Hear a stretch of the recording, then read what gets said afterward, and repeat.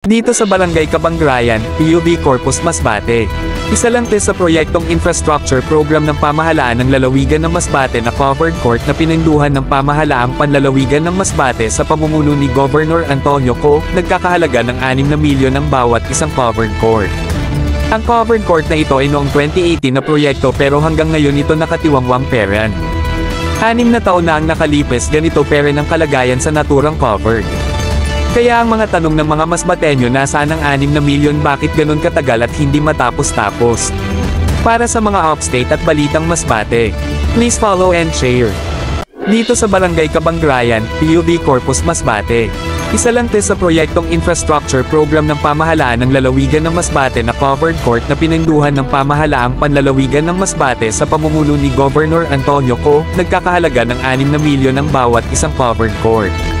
Ang covered court na ito ay noong 2018 na proyekto pero hanggang ngayon ito nakatiwangwang peran. 6 na taon na ang nakalipas ganito peran ang kalagayan sa naturang covered.